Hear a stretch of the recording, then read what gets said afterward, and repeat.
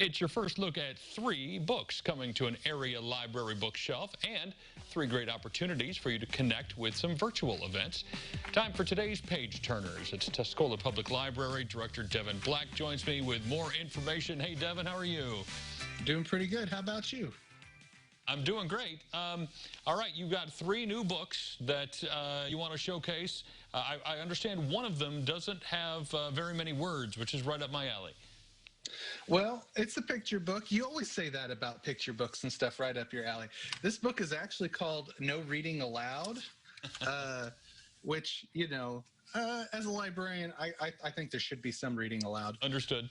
In any case, though, this is a book where each page has on it sentences that sound very similar. And so, for instance, there is a passage that says the New Delhi clerk runs a pretty sorry store. And what it does is it shows a picture of what that sentence could mean depending on the context. So on one side you have a clerk running a deli store that's really sorry looking, and then a clerk in India, in New Delhi, running a store selling saris. And this book is just full of sentences that sound the same and have radically different meanings. And of course, the pictures are all silly. But, the best books have silly pictures. Absolutely, and that's a super creative way to go about it, so I like that much for sure. Tell me about this children's novel that's new, Maya and the Rising Dark? Yeah, Maya and the Rising Dark.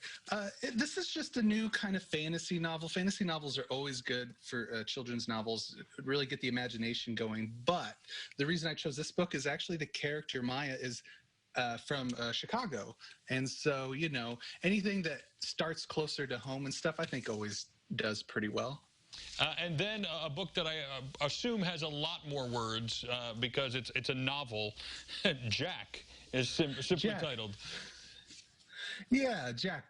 This is a book by Marilynne Robinson, and she's a pretty famous author. She's written a few books kind of based around this fictional town of Gilead, and I've read the first one. I haven't read any of the others, and it was a great work. And so this is kind of like, if you want it usually has themes of grace and forgiveness and redemption, sometimes growing old. It's good for all that. So if you really want to get your literary juices flowing, this is a pretty good pick. Perfect. Well, libraries aren't just books anymore, and you guys have been hosting events for quite some time, but this past year specifically, there have been a lot of virtual events. Talk through some of the things that you guys have coming up there in Tuscola via the internet. Okay, so every Tuesday we do a virtual story time on Facebook, and that is, with Miss Marta. And Miss Marta will be the first one to tell you she's more popular with the kids than the rest of us are for some reason. I don't know what it is. Probably something to do with story time.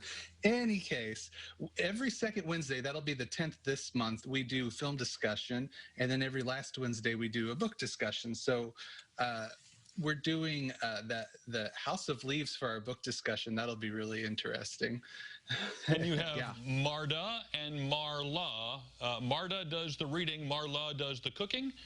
Marla does the cooking, although both of them would say that they're not what you call expert chefs, but I think that works out pretty well, that Marla tries all these recipes and stuff on Facebook, but she doesn't, since she's not like an expert at it, you kind of watch her struggles and stuff too. So it's like like one of us cooking, And you can cook with Marla coming up again on February 17th. Again, it's all online there through the Tuscola Public Library. And Devin, thanks for sharing. We appreciate it.